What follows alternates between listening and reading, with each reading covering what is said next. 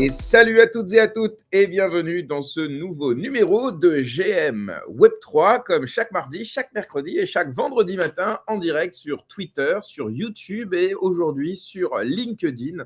Je suis très heureux de vous retrouver pour cette nouvelle émission, une émission exceptionnellement un petit peu plus courte que d'habitude.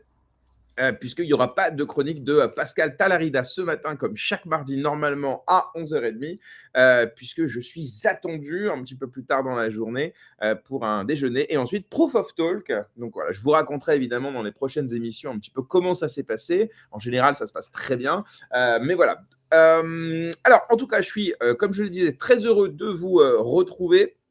Vous êtes de plus en plus nombreuses et nombreux à nous écouter, à nous suivre, à vous abonner aussi. On a dépassé les 900 abonnés sur YouTube. Donc on est très contents. Donc, si ce n'est pas encore fait, filez vous abonner. Ça nous fait extrêmement plaisir.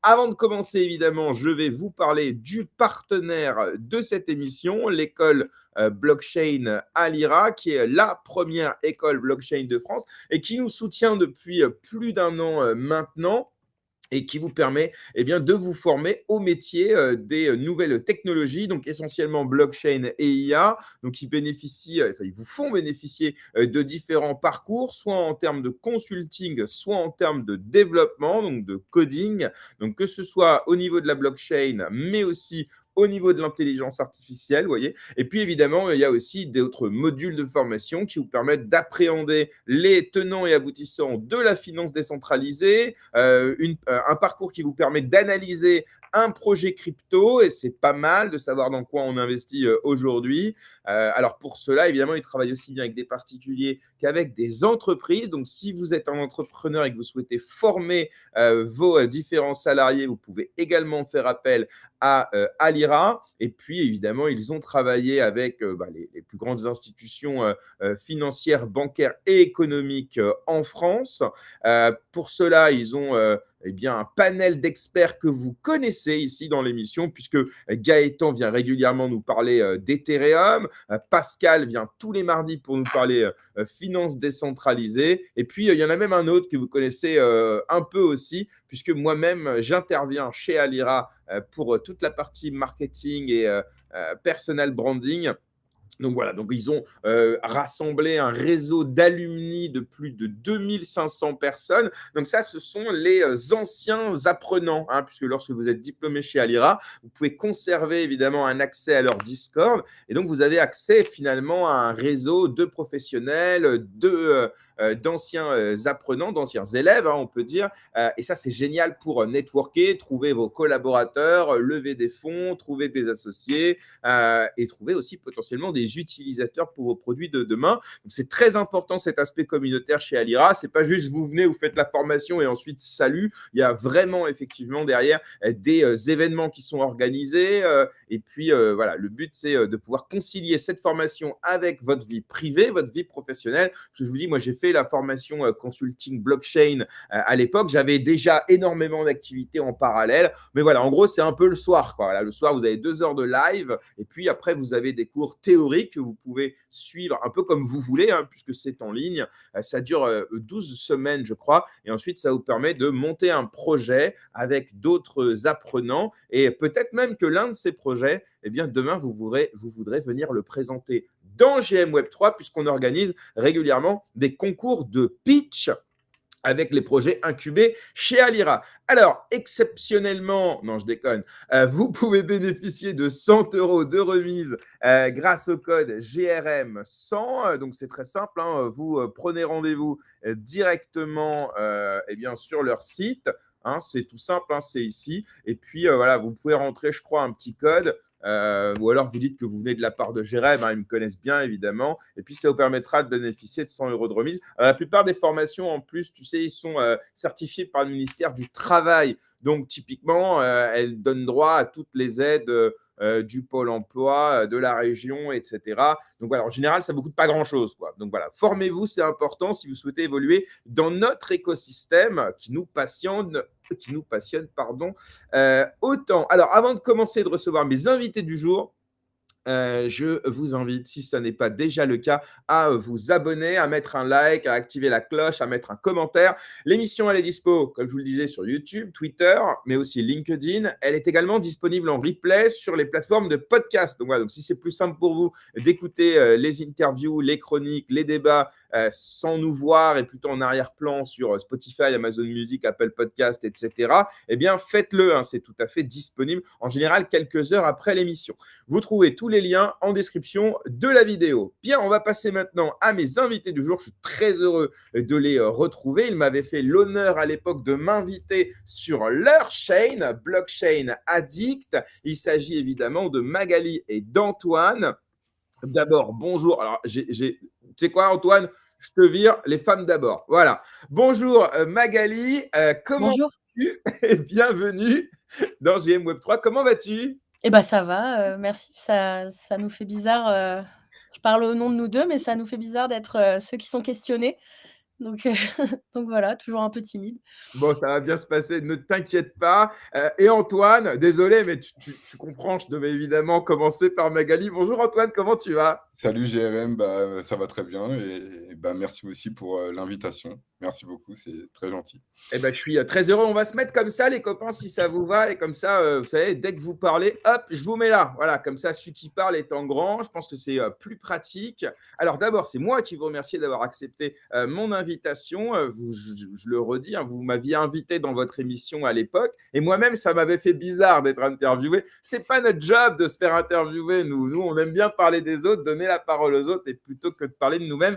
Mais aujourd'hui, c'est vous qui allez passer sur le grill. Non, mais ça va être intéressant parce qu'il y a plein de sujets, effectivement, dont j'aimerais parler avec vous, pour que celles et ceux qui vous suivent vous connaissent un petit peu mieux, évidemment. Et puis surtout, vous êtes dans l'écosystème quand même depuis très longtemps. Donc, vous avez emmagasiné expérience, expertise qu'il s'agit bien de partager. Et donc, merci de le partager avec moi ce matin. Je vois un petit Dinovox, Magali, évidemment, on va en parler, hein, tu te doutes bien. Alors, d'abord, rapidos, 30 secondes chacun. Comment vous vous présentez quand vous arrivez, je sais pas, dans un event et quelqu'un vous dit « Salut, alors, tu fais quoi ?» Tout ça. Allez, 30 secondes chacun pour poser un peu les bases et puis ensuite on plongera un petit peu dans le détail de chacun d'entre vous. Magali, peut-être d'abord pour commencer, ou Antoine, la galanterie fait que tu vas commencer? Non, te Magali, prends pas la tête avec, la galanterie, Magali, allez, commence, à j'y toi vais. l'honneur. En 30 secondes, lors d'un event, bonjour, je suis Magali, je suis entrepreneuse, dans l'écosystème crypto depuis quelques années maintenant, principalement rédactrice en chef, du journal du Coin, opérationnelle également sur le terrain, pour le journal du Coin. J'ai également cofondé Blockchain Addict, avec mon mari, et puis je suis, directrice de publication pour l'écosystème d'Innovox qui englobe également le média Tahiti Crypto. Toutefois, là, je suis beaucoup moins opérationnelle, bien sûr, et puis on a tout un staff, super sur Dinovox, pour nous aider sur le terrain. Excellent. Voilà. Alors, ceux qui s'intéressent justement à Dinovox, évidemment, j'ai eu le plaisir de recevoir Helmut, le fondateur du projet, une interview que vous pouvez retrouver sur la chaîne, évidemment. On a papoté avec lui pendant un peu plus d'1 heure et demie aussi. Donc voilà, pour en savoir plus sur le projet, je pense que c'est Oui. voilà, c'est une bonne façon d'appréhender la chose. Antoine, même exercice? Eh ben, moi, c'est Antoine, j'ai 35 ans et je suis un fan du peer-to-peer et c'est pour ça que j'adore Bitcoin. Et j'ai cofondé Blockchain Addict avec Magali il y a maintenant 2-3 ans, même s'il a eu plusieurs vies. Et je suis monteur vidéo au JDC aussi. Ouais, c'est ce que j'ai vu voilà, parce que je me suis un peu baladé sur vos LinkedIn, parce que c'est vrai qu'on sait ce qu'on voit, et puis bon, je regardais un peu derrière, évidemment. Monteur vidéo JDC, donc c'est vrai que c'est marrant, vous partagez deux projets, l'un en tant que fondateur, cofondateur, et l'un en tant que, voilà, j'allais dire, ressources opérationnelles. Donc, monteur vidéo pour toi, Antoine, et rédactrice en chef pour toi, Magali, au Journal du Coin. Donc, on va revenir un petit peu sur tout ça ensemble, évidemment. Mais d'abord, j'aime bien poser la question, comment vous avez appréhendé pour la première fois crypto, Bitcoin? Comment vous avez entendu parler? Comment, à un moment donné, ça a fini par vous intéresser? Alors là, pour la chronologie, je vais laisser, Antoine commencer pour le coup. D'accord, Magali. Moi, c'était en 2017, il me semble, lors d'une soirée, un ami m'a montré l'application Coinbase et il m'a dit Ah, t'as toujours pas de crypto je lui ai dit non. Il m'a dit bah, ça devrait t'intéresser. Et j'ai passé la soirée à papoter avec lui. Et dès le lendemain matin, je me suis fait un compte et j'ai acheté mes premières cryptos. C'était lors d'une soirée en 2017. Donc vraiment très spéculatif au départ, pour investir, disons. Plus pour la philosophie, voilà, enfin une monnaie numérique sur Internet. Je crois que je l'avais déjà entendu parler à l'époque. Je m'occupais du site Internet Emule Paradise et ça permettait en fait de trouver les bons liens pour télécharger des films, des albums. Et, euh, et en fait, j'avais déjà entendu parler de Bitcoin. J'étais déjà allé voir sur le dark web qu'est-ce que c'était. Et j'avais déjà entendu, mais sans vraiment m'y intéresser. Je pensais que c'était beaucoup plus compliqué d'acquérir des cryptos. Bah, avant 2017, je crois que ça l'était, hein, de toute façon. Enfin, quoique, il y avait déjà quelques Il y échanges. avait déjà l'application Coinbase en fait qui existait, donc c'était assez simple, hein. En réalité, c'était juste fallait franchir le pas, fallait s'y intéresser un petit peu plus, quoi. C'était au début, tu entends parler, puis tu te dis ah ça va être compliqué, alors qu'en fait c'est tout simple. Il y avait aussi peut-être le côté, à l'époque, tous les préjugés autour de c'est un scam, c'est n'importe quoi. Terroriste, c'était surtout Donc, le ouais, côté terroriste qui ouais. l'emportait. Bah, surtout dark web, ça permet d'acheter des choses illicites. Mais c'est vrai qu'Emule Paradise, ça nous ramène à des souvenirs. Moi, j'ai connu ça, évidemment, les torrents, les émules, Mais etc. ça existe encore. Ouais, ouais, bah, je sais bien. Mais en tout cas, c'est vrai que ça respecte cette philosophie de il n'y a pas d'intermédiaire. Soit on met à disposition un fichier, quelqu'un vient de télécharger, ou alors on l'échange directement en peer-to-peer. C'est vrai que c'est Bitcoin, finalement, d'une certaine manière. Donc le lien Ouais, pour j'ai toi, il est. regretté un peu. C'est exactement ça, en fait, un torrent, c'est un peu, tu peux le comparer à Bitcoin. En fait, c'est inarrêtable tant qu'il y a quelqu'un qui partage le fichier. Donc, Bitcoin, Hmm. c'est à peu près pareil. Tant qu'il y a des mineurs, c'est impossible à arrêter. Et toi, Magali? Bah, du coup, puisque Antoine et moi, nous nous fréquentons depuis plus d'une décennie, euh, du coup, Antoine a été assez vite piqué. À l'époque, j'en râlais, pardon, Cryptomatrix, mais c'était l'époque où Cryptomatrix faisait un live tous les midis, je crois. Donc, c'était un incontournable. Il fallait absolument qu'il soit en voiture, etc. Il fallait absolument qu'il écoute ça. Donc, on est en 2017. Moi, en parallèle, j'étais à temps plein dans un restaurant gastronomique. J'avais pas du tout la tête aux crypto. Je bossais à la coupure. Je manageais une équipe. Voilà, c'était assez gros. Puis on a déménagé et il y a eu le fameux Covid où j'ai fait partie de ces cadres de la restauration qui se sont retrouvés sans rien faire. Et c'était chouette. Et puis, je me suis intéressée aux cryptos à ce moment-là. Et puis, de fil en aiguille, Antoine m'a mis la petite idée dans la tête que j'avais à la base un master de lettres modernes et qu'il fallait peut-être un peu revenir aux bases. Et puis voilà. Alors après, pour la petite histoire de compte de crypto fait, j'ai à l'époque participé à un des multiples giveaways d'Helmut sur les réseaux sociaux. J'ai gagné, je me rappelle, 10 $ de GLD. À l'époque, il avait un beau cours, donc je pense que maintenant, ça fait 0,10 centimes que j'ai gagné, on va dire. Et puis, au culot un peu, je lui ai envoyé à l'époque un article que j'avais fait sur le tout premier ETHCC, qui était une intervention de Alexander Leonard Larsen, un des cofondateurs de Axie Infinity, pour ceux qui connaissent.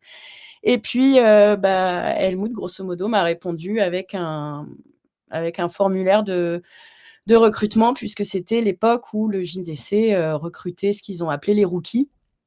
Et puis voilà, donc pour ceux qui connaissent, c'est un recrutement qui s'est fait en même temps qu'Esprit Cryptique, etc. C'est toute cette nouvelle génération. Et puis voilà, de fil en aiguille, j'ai retrouvé le management, mais dans la crypto. Donc voilà, pour le... Tu as commencé dès le départ au JDC en tant que rédactrice en chef? Non, j'imagine Non, que tu as fait. j'ai fait d'abord des Ouais. piges. J'ai fait pas mal de piges. Et puis après, un truc assez classique, secrétaire de rédaction. Enfin voilà, c'est des postes qui sont plutôt médias que crypto, quoi. Enfin, secrétaire de rédaction. Et puis après, j'ai été rédactrice en chef adjointe et puis rédactrice en chef. Voilà. En tout cas, on voit que la loyauté, c'est un sujet important puisque, même quand, Helmut est parti, finalement du JDC, notamment pour fonder Dinovox, finalement, tu as décidé, tout en restant au JDC, bien sûr, de l'accompagner dans sa nouvelle aventure. C'était évident pour toi? Ah oui, oui, oui. Et puis je pense que c'était évident pour lui aussi, sans parler à sa place, hein, de proposer. On a travaillé en binôme quand même assez longtemps et voilà, il y a des liens qui se créent, des habitudes de travail et puis Dinovox, c'était ça m'a toujours, intéressée quoi, donc je suis une baleine, de Dino d'ailleurs. Ouais.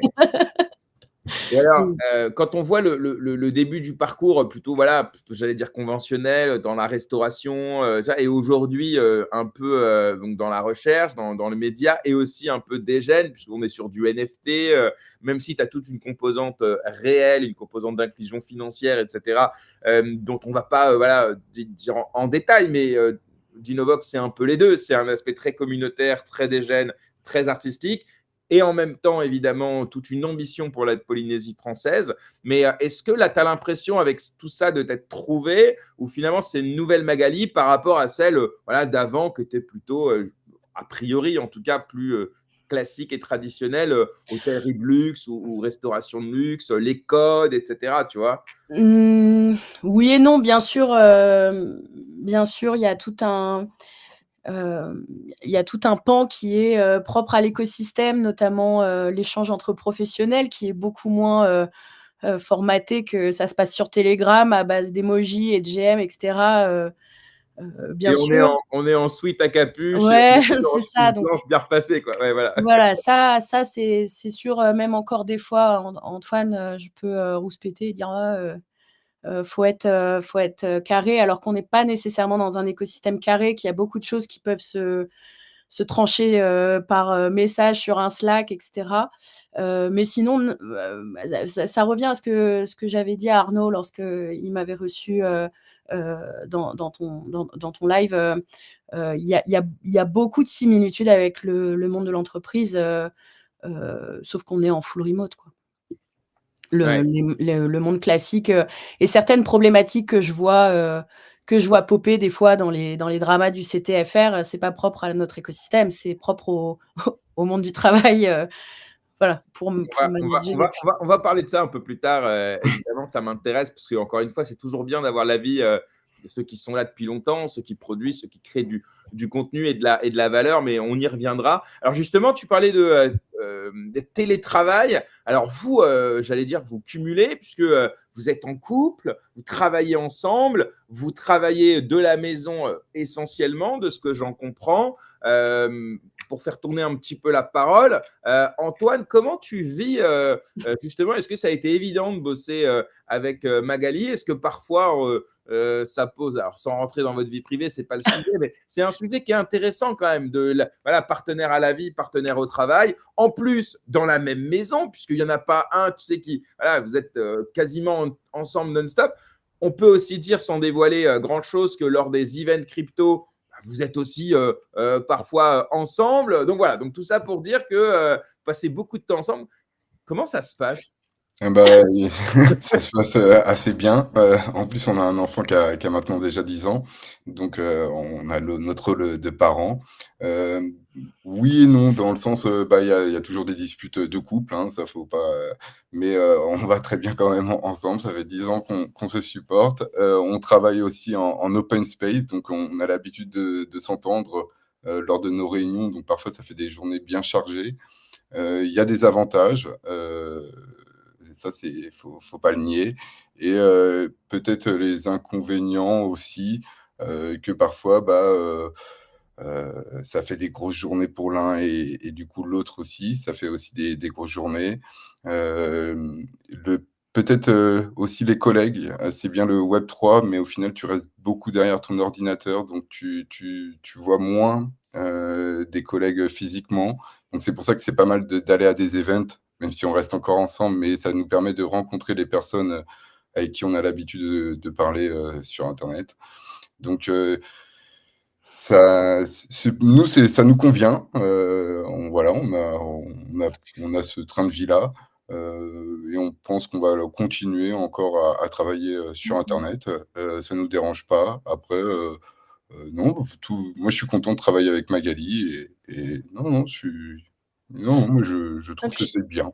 et chacun a quand même son domaine, même si Antoine, écrit un petit peu plus et cetera, il reste quand même, sa spécialité, c'est les images, le montage et cetera, tout ce qui est le développement du site internet. Enfin voilà, chacun a son domaine, donc c'est pas dérangeant, et à deux, il y a le côté, on se sent plus fort. Par contre, il y a une réalité, quand les marchés crashent ou des trucs comme ça et que tu es, H24 au taf et puis que tu as pardon Antoine, et puis que tu as ton gars qui met des réveils la nuit pour pas se faire liquider et que tu réenchaînes avec l'ouverture des marchés américains. Bon, des fois tu ah! Mais sinon ça va, c'est vraiment, c'est assez cool, même par rapport, enfin, c'est vraiment un confort, moi, je trouve, il y a des gens qui en souffrent, hein, de pas avoir de bureau et cetera, mais moi, je trouve que c'est assez super et c'est ce qui permet d'être, sur plusieurs projets à la fois, le fait d'être, en distanciel comme ça, je trouve. Ouais, je suis assez d'accord, hein, pour le coup, j'ai un peu la même vie, puisque je passe quand même une grande partie de mon temps à travailler, de chez moi dans mes activités et je pense pas que, alors si on n'a pas le choix, on n'a pas le choix dans la vie, hein, Mmh mh. mais si j'ai le choix, ouais, non, reprendre un bureau avec des horaires, des associés, des employés, des trucs et cetera, ouais, flemme. Et en plus, tu vois, j'ai envie de compléter, c'est que Magali était dans la restauration et elle était aussi chef de salle et finalement quand tu es dans les cryptos, tu es un peu tout seul, et tu as beau en parler à Magali qui s'en fichait un petit peu quand elle travaillait dans la restauration et hem et au final, t'as pas les fêtes tu aucune fête ensemble. C'est-à-dire qu'à Noël, elle travaillait, au Nouvel An, elle travaillait. Donc après, la vie de famille était beaucoup plus compliquée. Alors, c'est vrai que mettre sa femme dans les cryptos, bah, au moins, ça nous fait un gros point commun et bon, bah, au finalement, c'est agréable d'avoir quelque chose à partager comme ça dans le boulot, même si, on fait pas la même chose, c'est quand même agréable, voilà, on rejoint le même secteur, et finalement la restauration, c'était quand même, pour une vie de famille, c'est un peu compliqué, ce Non, ce puis tu as une secteur. sorte de puisque, au-delà de mettre sa femme dans les cryptos, tu as une sorte de comment dire? Antoine, il a vu que ça me plaisait et il a vraiment push, pendant le covid et je le remercie encore, quoi. Il a vraiment poussé le fait que: «Tiens, si tu t'intéresses aux cryptos, regarde ça, fais ça, écoute Cryptomatrix», voilà, mais j'en rigole de ça parce qu'il y a eu un moment où j'en pouvais plus de Cryptomatrix, fallait vraiment pas le louper. Donc pardon, donc du coup, voilà, la dynamique est intéressante, surtout que maintenant, il y a un côté, c'est lui qui m'a mis dedans et j'ai pas surpassé le maître parce qu'Antoine et moi n'avons pas du tout les mêmes profils, mais j'ai su faire mon bonhomme de chemin et pas, le nôtre. Donc ça, c'est assez cool et Antoine à sa manière aussi, il l'a pas dit, maintenant il est ambassadeur Binance et cetera. Antoine aussi a su faire, son chemin d'un côté sans, il y a que Blockchain Addict où on est en commun. Bien sûr, Journal du Coin, mais on se croise puisqu'il est sur le segment YouTube, donc moi j'ai un avis à avoir, mais ça s'arrête là, quoi. Très clair. Et alors justement, donc moi, c'est ce qu'on ressent effectivement, c'est il t'a plongé un peu dans le bain d'une certaine manière, et puis finalement, bah, tu t'y es tellement plu que tu as fait ta carrière de ton côté. Qu'est-ce que vous avez appris de l'un de l'autre, justement? Là, par exemple, Antoine, visiblement, c'est un peu celui qui va trader. Toi, ça va être plutôt quoi, justement? Enfin, comment vous vous apportez les uns les autres? Heu, tu veux répondre, Antoine? Bah, enfin, moi, je trouve que c'est toujours épatant parce que Magali arrive vraiment à gérer des équipes, à vraiment gérer des équipes, à tenir bon alors que c'est pas du tout mon fort et c'est très compliqué en vrai le management, de l'humain, d'avoir, des problèmes, avec, bah, du coup ses salariés ou son personnel et ce que je suis incapable de faire donc on se complète vraiment et j'apprends énormément sur. Enfin, Magali a une écriture qui m'épate à chaque fois. Lire ses articles, c'est toujours un plaisir. Elle me les lit avant de les publier pour avoir mon Sympathique. avis. Donc, enfin, j'ai toujours dit que Magali, j'adorais sa plume et voilà, j'aime bien. Parfois, je lui envoie des sujets que je comprends pas trop en crypto, afin que Magali digue un peu, écrive un article et je suis impatient de le lire ou d'avoir sa lecture. Et comme ça, j'apprends.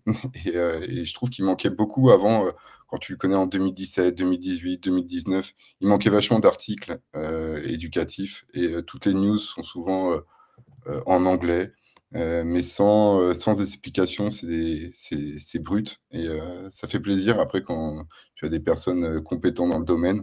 Magali, elle a les compétences voilà, pour expliquer, pour qu'on comprenne mieux la news. Et voilà, moi, c'est ce que j'avais besoin, en tout cas. Donc, je suis très fier que ce soit Magali qui, parfois, m'a appris des choses indirectement quoi, avec ses articles.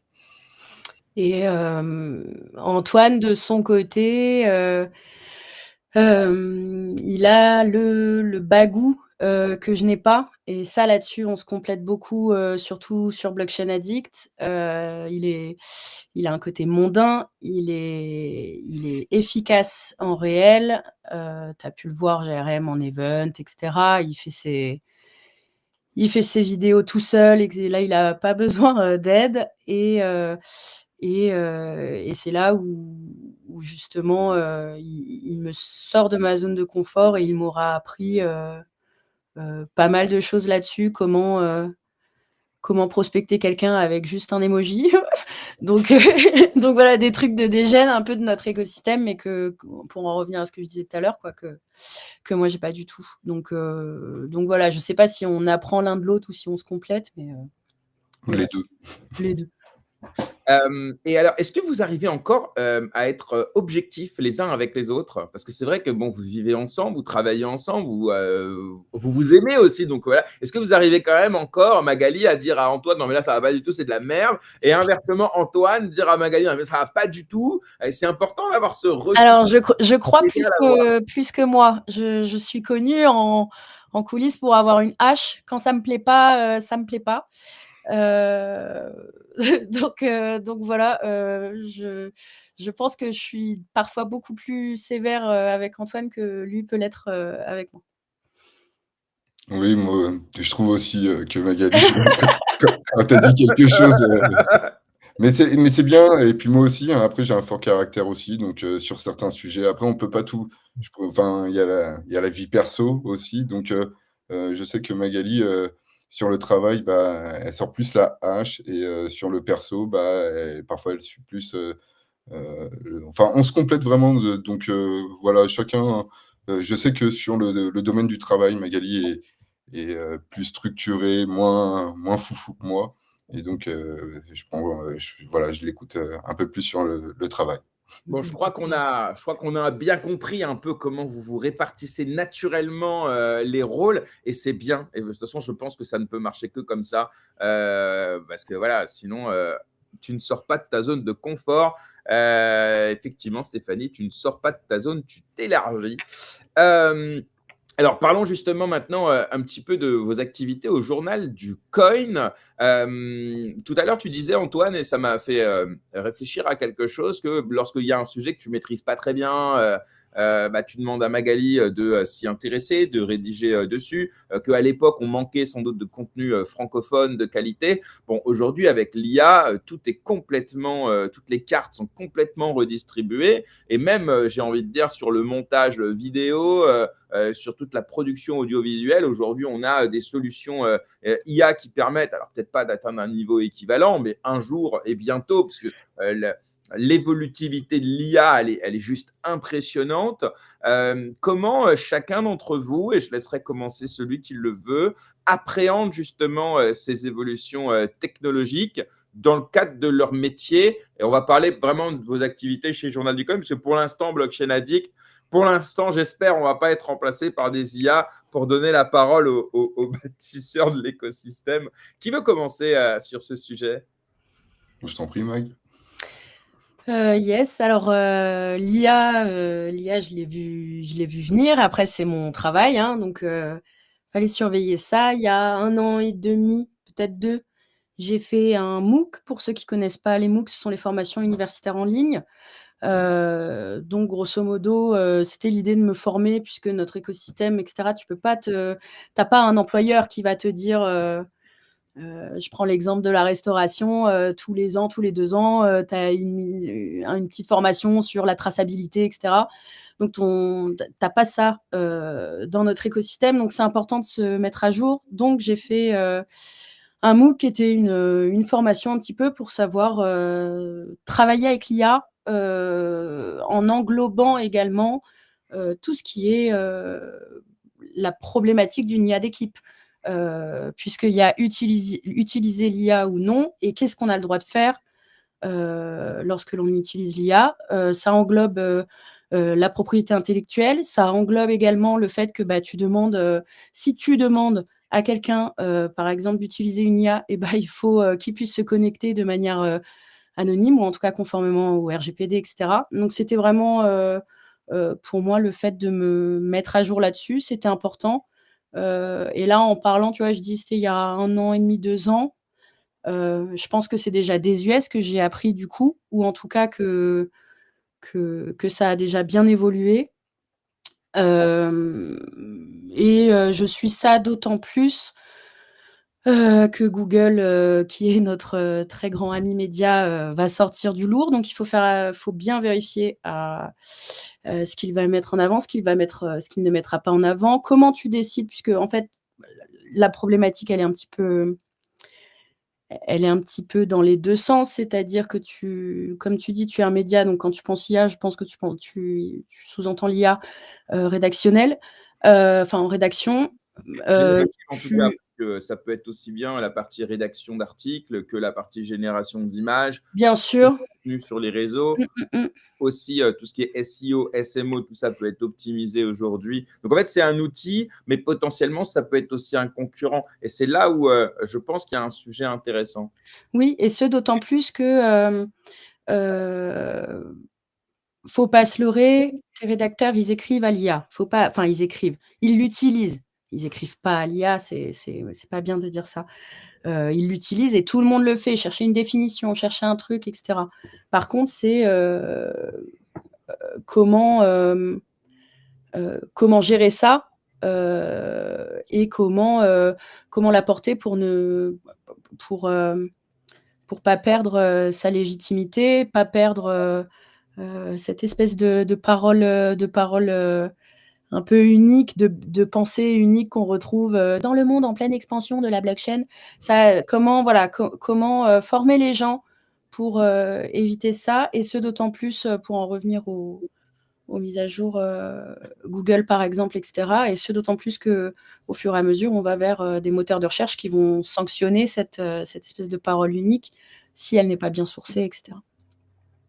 Ouais, donc concrètement, donc toi, au quotidien, donc évidemment, les rédacteurs utilisent ChatGPT ou un autre agent, peu importe, pour Pas créer. Non, ça dépend vraiment de la personnalité. Tu as des gens qui écrivent encore, à la main, totalement. Non, mais après, bon, ok, alors tant mieux si certains aujourd'hui font un article entier sans avoir recours une seule fois à ChatGPT. Franchement, bravo. J'ai envie de dire, et j'en parle notamment avec des avocats, etc. Et ils me disent, aujourd'hui, il n'y a pas un avocat qui n'utilise pas Ah ChatGPT. oui? Mais ce n'est pas parce qu'on l'utilise comme comme un peu un élève stagiaire ou comme quelqu'un qui va passer des semaines à faire des recherches. Là, moi, je peux le faire en l'espace de quelques secondes et parfois même avec une qualité supérieure. Bon, il m'a déformé, hein, ton IA GRM. Il m'a déformé, hein. Sur ton image, je ressens. Tu parles de l'image. Ouais. Non, mais après, ça dépend du prompt, hein, l'art du prompt. Mais non, mais pour finir là-dessus, parce que parlons effectivement voilà, du travail de journaliste. Et notamment aujourd'hui, on sait, on peut demander à une IA, ne serait-ce que sur les réseaux sociaux, donc sans même avoir à sortir de Twitter, parce que c'est le réseau social crypto par excellence. Mais à l'époque, quand on voulait s'intéresser, il fallait qu'on sorte et qu'on aille sur un médium ou sur un article ou sur un média, etc. Aujourd'hui, clairement, s'il y a une narrative ou un projet qui m'intéresse, je demande à Grok qu'est-ce que c'est. Et ça transforme le parcours utilisateur de celui qui est sur Twitter, bien sûr. Et après, tu as celui qui ne l'est pas encore et qui, lui, va tomber sur le journal du coin par hasard ou par ses recherches, etc. Et là, il faut que vous soyez hyper bien placé pour pas justement vous faire voler la vedette par exemple, un rédacteur indépendant qui utilise cette GPT et qui a sorti son blog parce qu'il n'a pas les mêmes coûts d'infrastructure, etc. C'est ça qui est intéressant, c'est comment l'industrie des médias, là on parle crypto parce qu'on est entre crypto bro, tu vois, mais même dans l'industrie du média en général, tu vois, comment anticiper justement ça. Moi c'est ça, et Magali en tant que rédactrice en chef, tu nous confirmes que c'est un sujet qui t'intéresse et sur lequel tu dois être vigilant.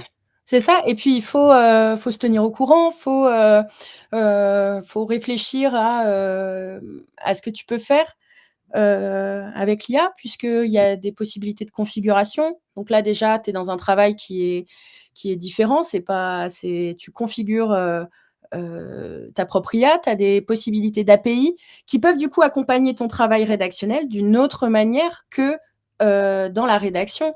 Prendre un exemple sans trahir de secret des dieux sur ma recette. La fonctionnalité ChatGPT recherche pour la recherche de sources primaires. Il y a pas mieux, il y a pas mieux puisque ChatGPT, un exemple concret pour avoir un communiqué de presse du gouvernement, pour avoir des fois des textes en lien avec des procès, etc. Ouais. Voilà, ça te ressort, ou on parle souvent de la SEC, ou alors un communiqué direct de la SEC. Tu passes par Google Search. Tu n'as même plus besoin d'aller chez Cointelegraph chercher leurs sources primaires, etc. Et c'est là où du coup, c'est intéressant puisque tu ne passes plus par un tiers qui te donne la source primaire, tu la prends directement. Donc du coup, ton contenu est plus authentique. Voilà. Ouais, c'est vrai que c'est hyper facilité. Moi, je vois là, hier, non, il y a quelques jours, j'ai fait un post sur la fusion nucléaire. Bon, tu te doutes bien, ce n'est pas mon sujet de prédilection, mais c'est intéressant, notamment sur le futur de Bitcoin.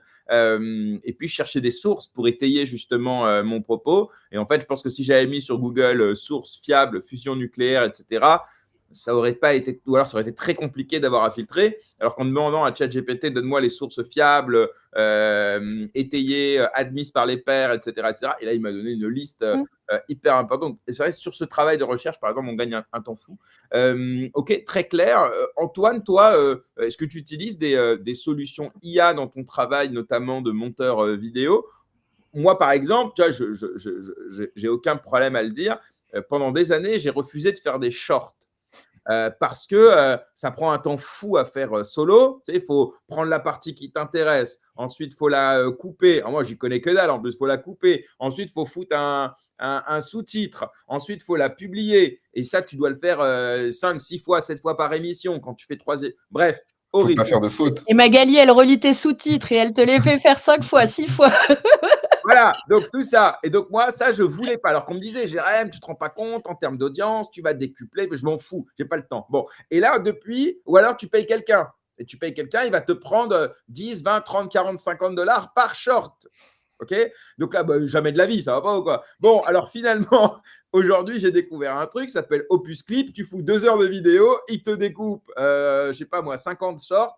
Tu vas les vérifier quand même, hein, parce que des fois, il coupe un peu n'importe comment. Des fois, le sous-titre, il est un peu approximatif, mais tu gagnes un temps fou. Et donc, je me suis mis au short, tu vois. Et voilà, donc ça, c'est moi, parce que pour le coup, moi, je suis un gros flemmard, tu vois. Mais par exemple, toi, Antoine, dont c'est le métier, dont c'est peut-être aussi un plaisir que de faire du montage. Moi, c'est pas du tout un plaisir. Est-ce que quand même, tu utilises certaines IA ou pas du tout? Alors déjà, pour répondre à la question sur l'IA, c'est vrai que je m'y suis intéressé dès que c'est sorti. Et ça a été un peu comme la découverte du Bitcoin. C'est un peu, ah tiens, enfin quelque chose qui me passionne aussi dans l'informatique. Et j'ai trouvé ça un peu révolutionnaire dès le départ. Donc j'ai dit, oh là là, t'envoies une capture d'un site internet et tu lui demandes ce que tu pourrais améliorer. Et il va vraiment te donner des pistes de réflexion ou pour établir des plans d'action pour réussir à faire quelque chose. Il va vraiment te détailler les étapes et vraiment tu gagnes un temps fou. Mmh. Oui, puisque pardon, je te coupe, je te laisse après le bâton de parole, excuse-moi Antoine. Antoine, développe notre site internet, tout seul, et on est, qu'en front, donc du coup, c'est un gros boulot, pour lui. Je me tais. Non, non, mais c'est intéressant, même la génération de sites internet. Moi, je me suis amusé, il y a quelques, semaines, depuis le temps qu'on m'en parle. Moi, je suis un peu lent à la détente, genre on m'en parle et puis ça me saoule et puis à force que tout le monde m'en parle, j'ai dit: «Bon vas-y, je vais aller voir». Bon, donc j'ai découvert moi la GenCode, CodeGen, je sais pas, génération de code. Donc en fait, ça te permet avec un prompt de faire un site internet, Ouais. demain et aujourd'hui même de faire une DApp, donc avec le front, le back, la partie smart contract, tout ça avec un prompt. Et donc, c'est encore pour l'instant early et c'est pas parfait. Tu as toujours besoin quand même d'un vrai dev Mmh mh. pour vérifier, sécuriser les endpoints, je sais pas quoi. Bref, malgré tout, le temps et les ressources à allouer pour ça, elles sont divisées par, je sais pas, par 100, quoi. Donc, ouais, je te redonne la parole, Antoine. Et on est qu'au début parce que je pense que, là vraiment, ça fait pas longtemps et on verra dans 10 ans, on pourra plus s'en passer et ça va f et comme tu dis, là, le dev, tu es obligé peut-être de l'appeler une fois par mois, mais après ce sera peut-être qu'une fois par an, au moment que tu renouvelles ton abonnement, qui revérifie, qui recheck tout. Mais tu pourras te débrouiller de A à Z tout seul. C'est pour ça que moi, je trouve avec l'IA maintenant, tu peux plus, demander forcément à quelqu'un. Tu peux d'abord te renseigner sur l'IA, pour essayer de trouver ta réponse à ta question. Mais, avant, tu pouvais, Mmh. solliciter des collègues au moindre petit bug, à la moindre interrogation. Alors que maintenant, avec l'IA, heu, je trouve ça un peu, c'est un peu les gens feignants qui viennent demander aux collègues avant d'avoir tapé sur l'IA. Parce que, l'IA, va forcément te trouver une réponse ou t'aider dans ton problème et c'est révolutionnaire. Sur Google, tu avais en fait, ce que j'apprécie beaucoup, c'est que sur Google, tu es vachement pollué. Quand tu tapes quelque chose sur Google, après, il faut que tu choisisses le bon site internet et après, il faut que tu lises l'article et en fait, ça va être au milieu ou à la fin de l'article, la réponse à ta question. Alors qu'avec l'IA, tu peux tout de suite lui dire: «Fais-moi ça en 3 phrases», parce qu'il t'a déjà, fait une réponse, très complète et puis tu lui dis: «Ah non, mais résume-moi ça» et du coup, tu as tout de suite la réponse sous les yeux, sans publicité et tu apprécies vraiment d'avoir la réponse à ta question, en quelques Ouais. secondes. Et si Alors tu ne que la sur comprends Google. pas, tu peux lui demander de te l'expliquer comme si tu avais 5 ans ou avec des métaphores liées aux fruits et légumes. Enfin, dire même sur le ton en lui-même, tu peux lui demander un peu tout et n'importe quoi. Ouais, c'est vrai ce que tu dis, c'est passionnant. Et alors, d'ailleurs, c'est aussi une manière de devenir builder avec des barrières à l'entrée qui sont aujourd'hui au plus bas. On n'a plus d'excuses aujourd'hui. Tu sais, j'en parlais ce week-end, j'étais chez des amis et ensemble, on a monté 40 projets, mais qui mènent à rien, tu vois. Mais juste, c'est un kiff de créer un projet, de s'amuser, de l'emmener jusqu'au bout et après de passer à l'autre. Et en fait, on se disait justement, qui ne s'est pas levé le matin en disant j'ai une idée. Et tu sais, tu as une idée et tu trouves qu'elle est chambée l'idée. Et après, tu te rends compte que c'est compliqué. Donc après, tu Ah, passes sous à la autre douche, tu as toujours plein d'idées. Moi, c'est sous la chose. douche, alors là, ça y va, hein, Et un jour, il y a un mec qui prend ton idée et qui devient une licorne. Bon, bref. Et là, tu vois, pour le coup, aujourd'hui, quand tu as une idée, bah, en fait, il suffit de quelques lignes sur un prompt pour la mettre à exécution. Ce week-end, on est donc avec des copains, dont une qui cuisine merveilleusement bien. Elle me dit: «Ah, ça me saoule, en fait, j'ai des aliments à la maison, et cetera, et je sais pas quoi cuisiner», tu vois? Donc on a tous eu l'idée, tu sais, d'un site internet où tu mets tes ingrédients et à la fin, il te dit qu'est-ce que tu peux faire avec. Alors je crois que ça existe, tu vois? Mmh. Mais cette idée, on l'a eu quand, nous? Il y a 10 ans, 15 ans. Eh ben, on l'a codé avec Lovable en l'espace de, je sais pas, 10 minutes avec une petite mascotte. C'était un petit panda fluffy en 3D. Bref, trop mignon. Tout ça pour vous dire, et donc aller dans votre sens, qu'aujourd'hui, l'étape entre l'idéation et l'exécution, elle a été divisée par 40 000 et le coût aussi, puisque tout ça coûte quasiment rien aujourd'hui. Donc voilà. Mais dans vos activités, vous en faites une force plutôt qu'une faiblesse, mais visiblement, vous êtes quand même très conscient notamment Magali, hein, du risque, en termes de référencement, déréférencement, aussi de la partie réglementaire. Tu nous disais évidemment la vie privée, mais aussi le plagiat, etc. J'imagine, ça doit être quand même Il important. faut être capable de protéger ses contenus, il faut être capable aussi de savoir si tu… Enfin, un exemple, lorsque tu as le moteur de recherche ChatGPT, que tu fais une recherche dessus, ChatGPT, il va te sortir des sources et il va te dire: «Ah bah, sur ce sujet-là, je sais que ça, ça, ça, ça, ça». Bah, il y a une chance, enfin plus d'une chance sur 2 que c'est ça, ça, ça, ça, ça soit limite, déjà pompé sur les sources qu'il te donne, et cetera. Et c'est là où il faut être conscient des dangers, faut pas se transformer en machine à écrire.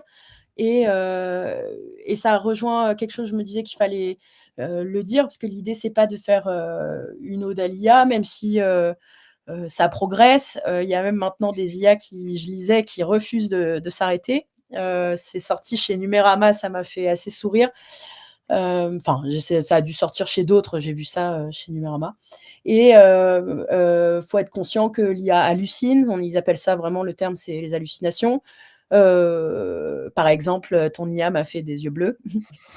Il faut être, voilà, faut être conscient de ça, puisque ça peut être grave, ça peut participer à la désinformation, etc., etc. Notamment sur les cryptos.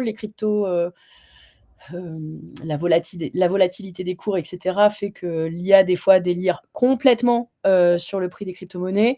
Donc, il faut être conscient de ça. Et du coup, je pense que au fur et à mesure, on va, et c'est vraiment mon avis, tous travailler avec l'IA.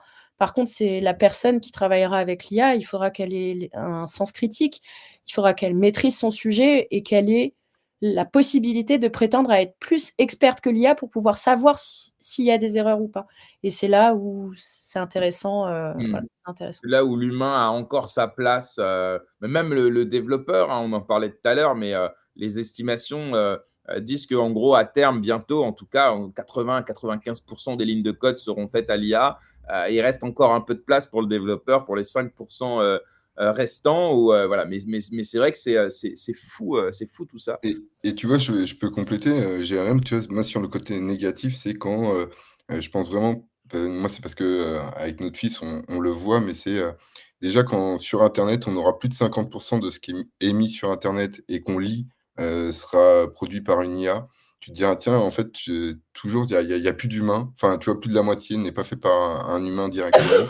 Et après, c'est sur, les narrations de guerre. Je pense que, c'est important, quand on explique, la Seconde Guerre mondiale ou la Première Guerre mondiale et qu'on a un avis, français ou que tu as un avis américain, et bah, tu vois, ChatGPT va plutôt donner une vision américaine et va la raconter à sa manière, alors une IA française, va la raconter différemment. Et je pense qu'on va perdre ça dans, 30 ans, 40 ans, 50 ans, qu'on n'aura plus du tout les mêmes narrations et que ça va bien changer parce qu'on va avoir toujours, les mêmes récits qui vont être dits, donc dans la tête des personnes, ça va évoluer et je Ça pense rejoint l'idée de la pensée unique. voilà, ça fait un peu peur ça. Ouais, et c'est quelque chose qu'on peut voir dans notre écosystème également. Une news traitée rapidement parce qu'il faut la sortir rapidement, etc. C'est la même chez tout le monde, à quelques variantes près, etc. Si tu as pas quelqu'un qui a une expertise, qui est capable de voir, d'approfondir, de problématiser, etc., tout le monde aura la même actu, et c'est un vrai problème. Alors, je dis notre écosystème, mais ça peut être, tu prends le clash Trump-Musk, du Monde au Figaro, en passant, enfin voilà, il y a tout le monde à traiter vite et du coup de la même manière. Et moi, j'ai essayé, par exemple, sur ce cas-là, de faire un édito. Bah, ça m'a pris 24 heures de plus que les autres parce que j'ai plus travaillé. Après, c'est pas forcément pour me prendre en exemple, puisque le reach recherché est pas le même sur un édito que sur une grosse news. Oui, et puis, ce que tu dis est intéressant parce que c'est un sujet qui revient souvent, c'est justement ce côté un peu moutonnier, des médias et notamment, bah, encore une fois, on va parler de la crypto parce que c'est là d'où on passe une bonne partie de notre temps. C'est le côté un peu dès qu'il y a une news, en général, elle vient des États-Unis et puis ensuite tout le monde se précipite pour la sortir en premier. La réalité, c'est que personne ne la sort vraiment en premier parce que de toute façon, à quelques secondes près, en fonction de l'algorithme, tu les as à peu près toutes en même temps. Derrière, effectivement, tu as certains qui vont aller lire l'éclairage de chacun, sauf que l'éclairage, ça prend du temps d'analyser, comme tu le disais, une situation, d'y apporter des éléments contradictoires, des analyses un peu plus approfondies. Mais comme on est dans une ère de l'attention où une information en éclipse une autre en l'espace de quelques minutes, parfois quelques secondes, bah, tu n'as pas envie forcément d'aller chercher beaucoup plus loin, tu veux juste avoir l'info. Et donc ma question, justement, et donc, alors, elle revient aussi évidemment en premier lieu à Magali, mais Antoine, n'hésite pas, parce qu'on est tous des lecteurs aussi et des consommateurs.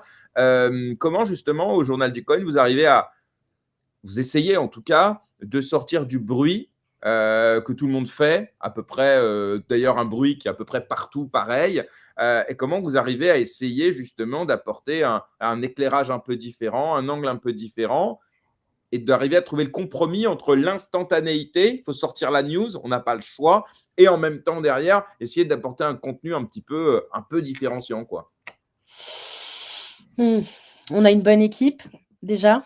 C'est important avec des piliers qui sont des piliers de notre équipe qui sont dans l'écosystème, qui sont skin in the game. Alors moi, j'ai le profil de l'investisseuse mère de famille, hein, mais c'est être skin in the game également à ma manière. Et je pense par exemple également à Esprit Cryptique. Je pense à Antoine qui fait partie de l'équipe. Donc on a des gens comme ça qui sont des OG de l'écosystème qui nous apportent d'emblée un autre regard sur les choses.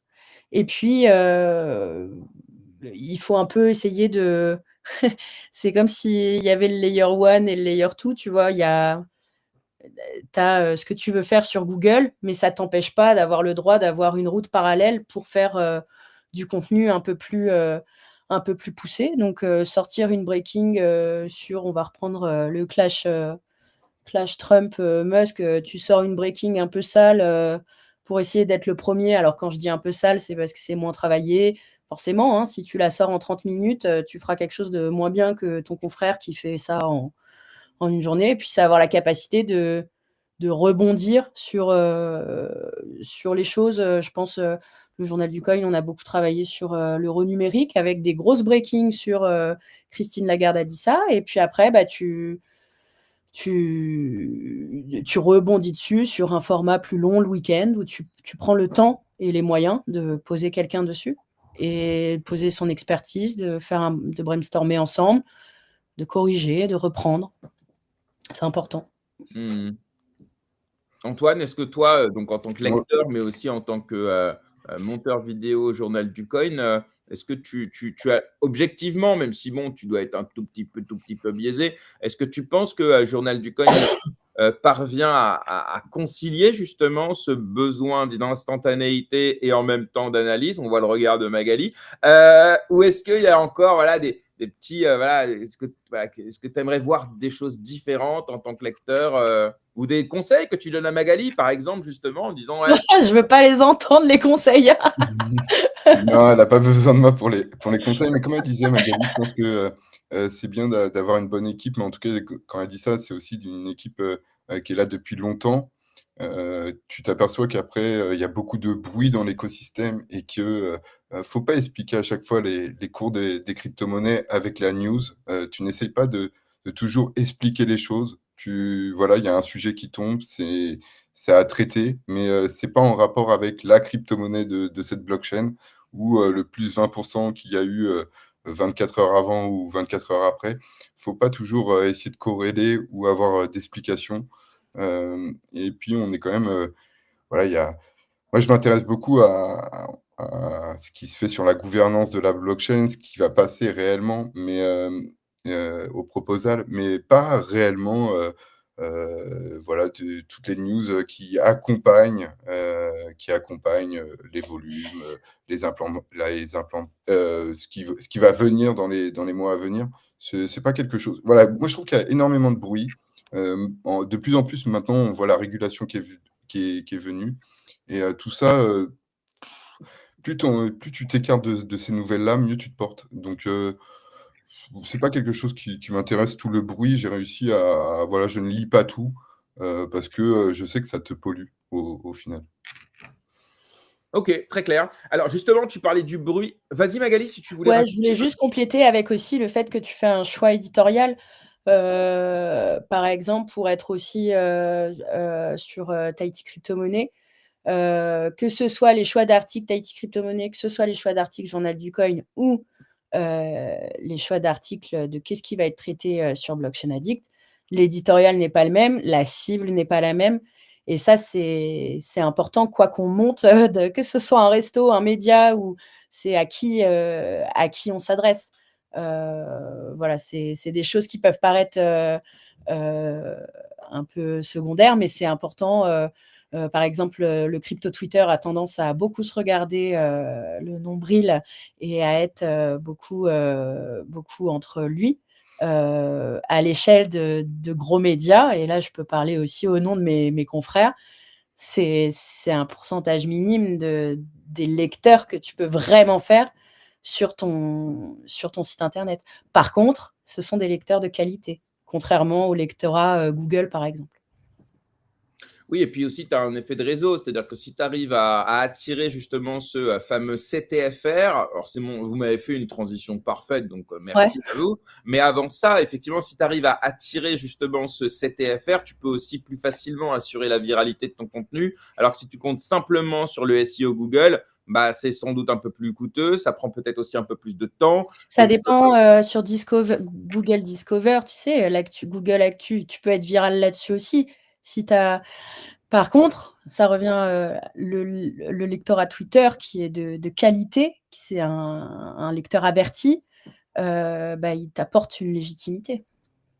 oui, et puis aussi, parce qu'il y a aussi derrière, j'imagine, un modèle économique et que le modèle économique des médias crypto, en tout cas pour certains, c'est du sponsoring, c'est des bannières publicitaires, c'est de la promotion de projets. Et De donc, j'imagine l'affiliation. qu'en termes de taux de conversion, bah, ceux qui viennent de Twitter sont peut-être plus faciles à transformer que le lambda, le random de Google. Mais je me trompe peut-être, d'ailleurs, c'est un... Non, mais il faut nuancer à l'heure actuelle tout le CTFR. Par exemple, tu prends une campagne classique Swissborg, Bitpanda, Binance, Coinbase, comme ça je les dis tous, sur le CTFR. Soit ils ne veulent pas être sur un exchange, soit ils ont déjà tous le compte. C'est bon, c'est Tu as acté. raison.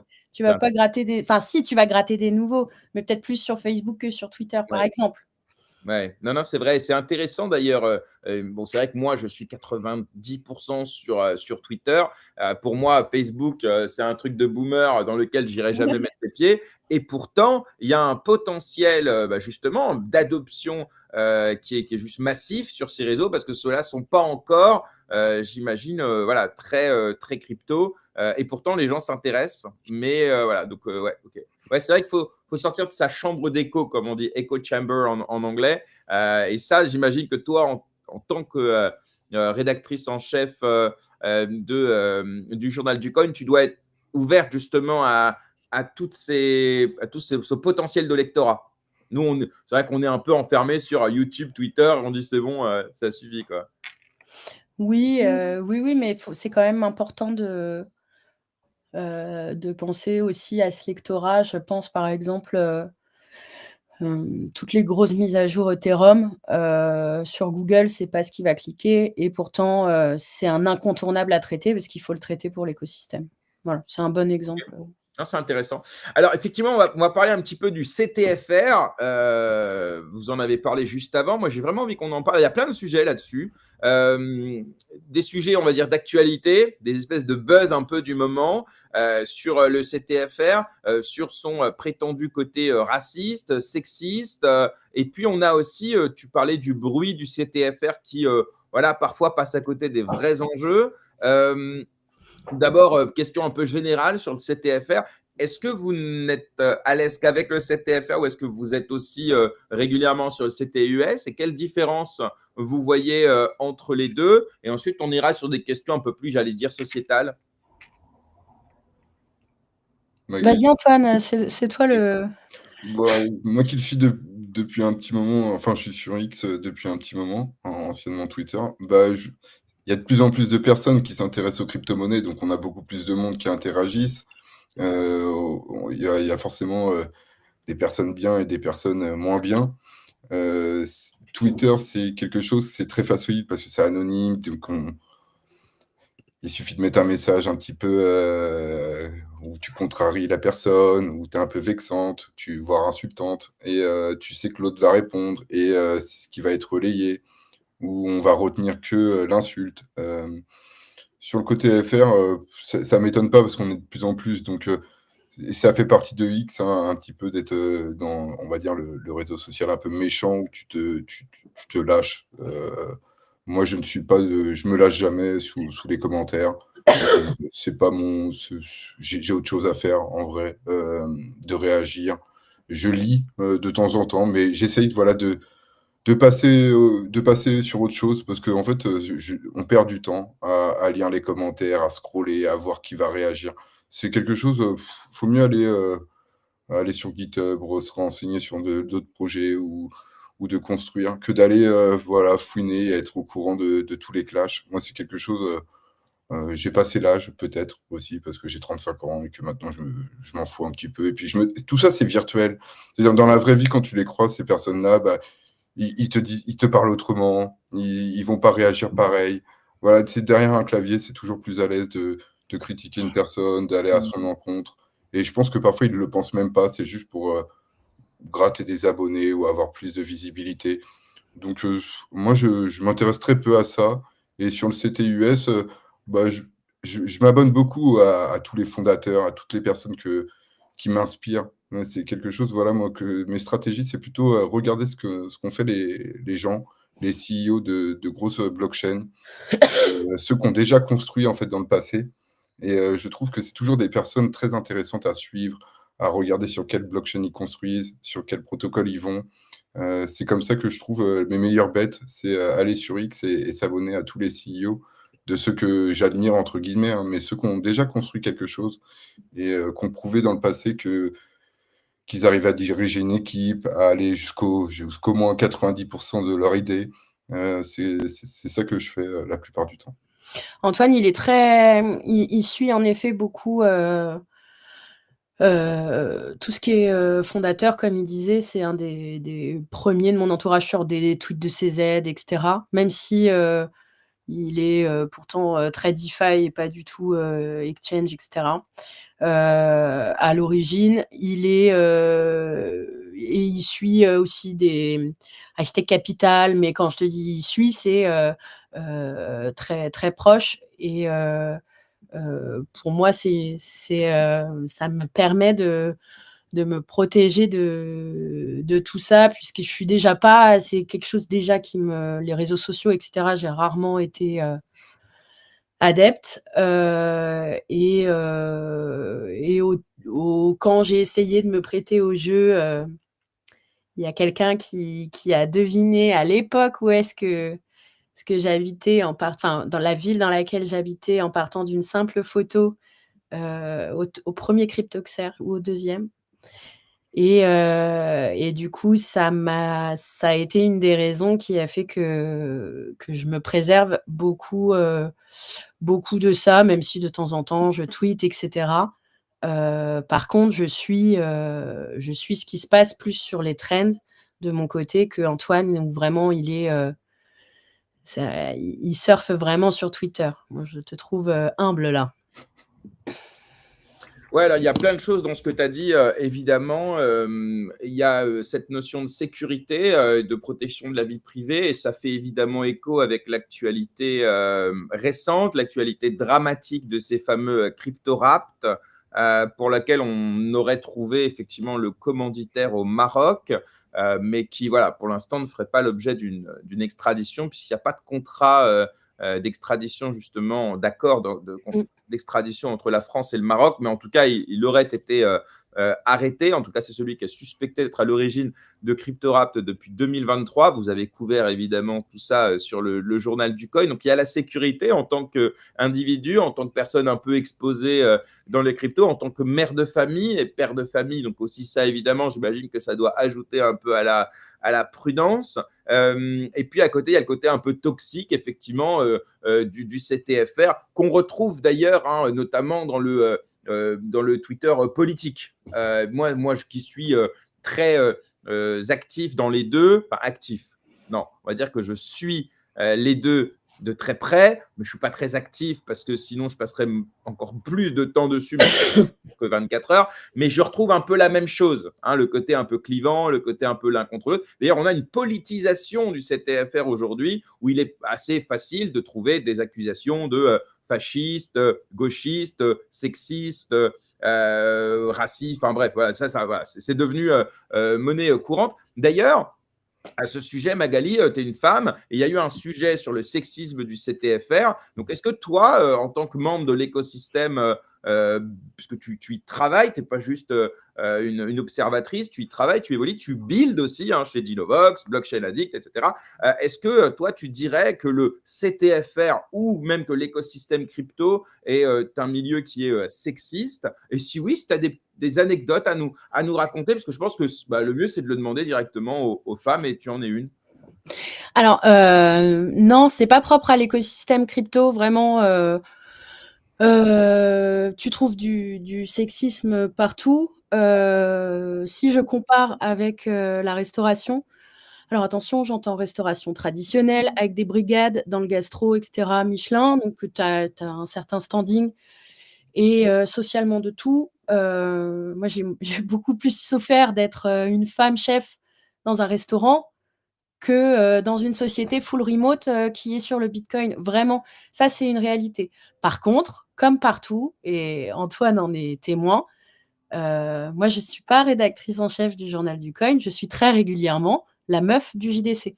Donc ça, c'est quelque chose qui peut paraître un peu coquet de le souligner, mais là où certains collègues auront un nom de poste ou leur nom de... On dira, mais si, tu sais, il est aux opérations, ou mais si, tu sais, son compte Twitter, c'est ça. Je suis plus reconnaissable par mon genre, a priori, que par mon travail. Mais après, j'en souffre pas, et j'ai déjà refusé des conférences femmes dans le Web3, etc., parce que je trouve qu'il ne faut pas non plus tirer sur l'ambulance, et j'aimerais plus voir des conférences du style comme l'accès à l'investissement aux femmes, où là, c'est déjà plus intéressant puisqu'on est dans une société patriarcale. Les femmes, à part avoir des bijoux en or, c'est pas... Je fais des clichés, attention, qu'on reprenne pas. Non, mais après, c'est générationnel, et c'est aussi, il y a des régions du monde dans lesquelles les femmes, elles n'ont vraiment pas accès à l'investissement, et d'autres plus. Donc, ça devient aussi un enjeu géopolitique. En revanche, sur ça, j'ai une question, puisque c'est une partie de mon activité, c'est que le fait que tu ne sois pas reconnaissable comme rédactrice en chef du journal du Coin, peut-être à la différence d'autres hommes, est-ce que c'est pas parce que tu n'as pas suffisamment travaillé justement ton personal branding? Et vraiment, c'est pas pour créer la polémique, mais c'est une question sincère, parce que si demain, moi, tu viens me voir, par exemple, voilà, typiquement. Je ne suis pas une marque. En effet, non, mais c'est ça. Je ne me suis pas créé de marque. Tu as tout à fait raison. Juste pour préciser ma question et après te laisser le temps d'y répondre vraiment et en toute liberté, évidemment. Mais tu vois, moi, si tu viens me voir en me disant, écoute, Jérém, moi, je t'avoue, j'en ai marre d'être la meuf du JDC, j'aimerais bien être plus vue, perçue comme ce que je suis vraiment, c'est-à-dire rédactrice en chef. Et ben moi, en fait, la première chose que je te dirais, dans ce cas-là, les gens ne le savent pas forcément. À moins d'aller sur LinkedIn ou d'aller vraiment peut-être jeter un œil. Mais au final, on voit juste que tu es la meuf, parce qu'effectivement, il n'y en a pas beaucoup. Ça, c'est un fait hein, dans l'écosystème. JDC, parce que voilà, c'est le truc. Mais est-ce que c'est parce que tu es une femme? Parce que moi, j'entends sans doute à peu près au moins autant d'occurrences de c'est le gars de Cryptost. Je ne suis pas sûr que le mec il vienne en disant ah, mais ça, c'est parce que je suis un homme. Donc, je pose la question, tu vois, vraiment, mais c'est mon sentiment. Si, tu as raison aussi. Il y a comment je l'interprète. et comment, commencer dans la réalité où en effet, et je ne veux pas, je veux pas Non, je sais que tu es me faire loin un d'être branding là-dessus. Donc, on récolte aussi, ce que l'on sème, ça je te rejoins vachement. Mais après de là à dire, que l'écosystème est misogyne, et cetera, bien sûr qu'on retrouve des choses, le mansplaining, ça c'est quelque chose qui est tu le retrouves, partout. Le fait d'avoir une idée et puis de retrouver ton idée prémâchée par un homme 10 minutes plus tard, ça vraiment, c'est des choses beaucoup plus sournoises, mais tu le retrouves, ouais, tu c'est pas le propre à la crypto, n SNTFR, non, et je pense que des fois lorsque l'on dit: «C'est propre à la crypto», hem, il y a aussi, il y a aussi internet et il y a aussi, plus généralement, notre société et ce qu'on permet de faire ou ouais. pas de faire. Mais tu vois, pour le coup, tu es, un des exemples, où, bah, la preuve, une femme, il y en a pas beaucoup, donc en proportion, évidemment, on peut le noter. Tu es rédactrice en chef du premier média crypto. Je crois que c'est le premier JDC, non? D'ailleurs, je me posais la question.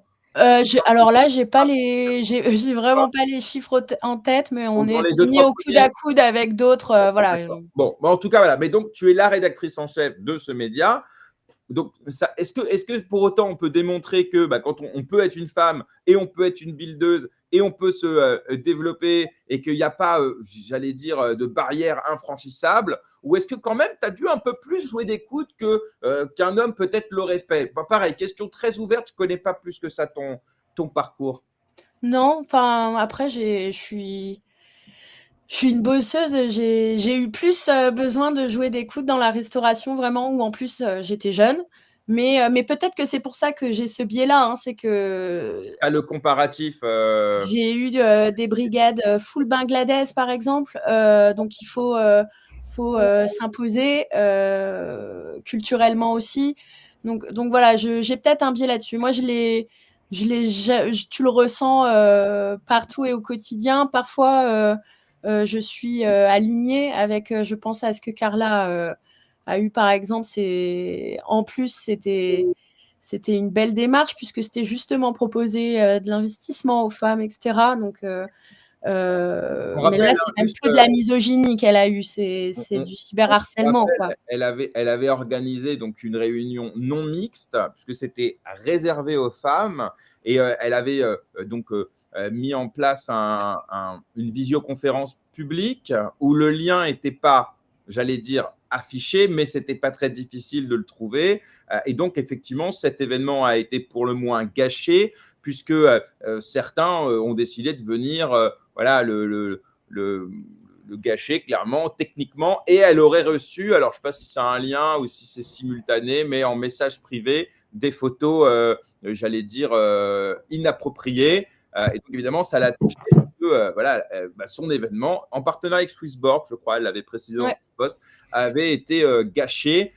Donc oui, bah, j'imagine qu'à titre personnel, c'est évidemment touchant quand tu as mis sans doute quelques heures à organiser un tel événement, de voir qu'il a été gâché. Et donc, on peut comprendre personnellement, Et absolument. puis, il faut aussi savoir faire, savoir prendre du recul. Antoine le disait, il y a ce que les gens disent sur Twitter, ce que les gens renvoient, quand tu les as en vrai, et il faut, heu, réussir à prendre du recul. Je pense à Amy. Il y a Amy sur Twitter et Amy en vrai, et bah, le personnage public n'est pas nécessairement, celui en privé, et comme on le voit d'ailleurs dans ses tweets, hein, il est père de famille, sa femme, elle est algérienne, je crois algérienne. Donc il faut, voilà, faut savoir faire, 2 poids 2 Ouais. mesures aussi, je pense. Mais je serais curieuse d'avoir l'avis d'Antoine, sur Alors, ce point. Antoine, tu es le mec de Magali. Comment tu le vis? Non, bah, c'est toujours marrant quand tu as ma petite Magali qui vient et qui n'apprécie pas une remarque qui est fausse, parfois sur un article, et qui me dit la personne connue qui a mis le commentaire n'a pas lu mon article, et me met un commentaire négatif, et qui n'a même pas pris le temps du coup de le lire. Bah, j'interviens après, voilà, je reste son mec, donc j'interviens et je dis à la personne où je passe par un intermédiaire qui va le contacter, pour lui faire remarquer qu'il l'a pas lu et lui faire enlever son commentaire négatif. Mais au final, on se rend bien compte que, même parfois des grands acteurs font des remarques comme ça sur X, sans prendre même le temps de le lire. Donc c'est vraiment parfois pour, créer du buzz ou, n'ont pas pris le temps de le lire et réagissent un peu trop vite. Donc, parfois j'interviens. Après je reste persuadé que derrière les hommes qui critiquent, finalement le soir ils dînent avec leur femme et que leur femme n'est pas au courant, qu'ils réagissent comme ça sur les réseaux sociaux. C'est vraiment, c'est propre à eux-mêmes. C'est un défouloir parfois, ça leur permet de les personnes se sentent, voilà, ont envie de critiquer. Donc, c'est vraiment, je me lâche et puis je dis rien à personne et puis j'ai 3 comptes, donc je me reconnecte avec l'autre compte, juste après. Heu, c'est ouais, je réagis peu moi à ce genre de moi quand j'ai connu les cryptos, il y avait pas de femmes dans les salons, il y en avait aucune. Bah, voilà, on était vraiment mais aucune. Peut-être si à l'accueil pour nous remettre nos billets, mais sinon il y avait aucune femme à l'intérieur. Maintenant, quand je vais dans les salons, bah, il y a autant de femmes que de mecs. Donc, je même, Pas autant, mais il y en a beaucoup et c'est ouais, mais même les CEO maintenant viennent en couple ou souvent leurs femmes aussi, sont ouais. dans la fondation ou aussi ont un projet en parallèle. Je le vois de Mmh. plus en plus. Donc, moi maintenant les femmes C'est vrai. sont Alors dans la on peut blockchain. mentionner, je le fais, parce que je pense que vous me rejoindrez là-dessus. On peut mentionner des initiatives comme par exemple la CryptoXR où Maxime, l'année dernière, je crois, avait organisé, la gratuité pour les femmes, pendant un moment de l'événement. Justement, alors il m'avait dit que ça avait pas très bien marché, donc on voit bien que la barrière, elle est pas tant, sur le coût. Alors déjà l'événement est pas cher, mais que c'est plus une question, je pense en tout cas a priori d'intérêt pour la tech, la finance et donc la crypto qui est la niche de la tech et de la finance, donc plus un manque d'intérêt. D'ailleurs, on voit très peu de femmes développeuses, donc même au-delà de la crypto. Mais c'est vrai que l'entrepreneuriat attire de plus en plus de femmes et donc c'est pas anormal qu'on ait effectivement de plus en plus de femmes qui entreprennent aussi dans ces secteurs des nouvelles Ou technologies. ouais, puis avant enfin, tu as des femmes, maintenant qui sont geeks. Avant, je sais pas, il y a 20 ans, on disait enfin, on avait plutôt l'image, des garçons geeks. Mais en fait, il y a autant de femmes geeks, hein, qui jouent à plein de jeux vidéo. Donc en fait, tout ça évolue, ça prend juste un peu de temps. Puis il y a des hommes qui mettent du temps aussi à l'accepter. Donc c'est juste à eux de travailler sur leur mindset. Mais on va arriver à 50-50, c'est l'investissement, c'est pas réservé aux hommes. Après peut-être qu'elles s'expriment moins publiquement, qu'elles ont peur aussi Ouais.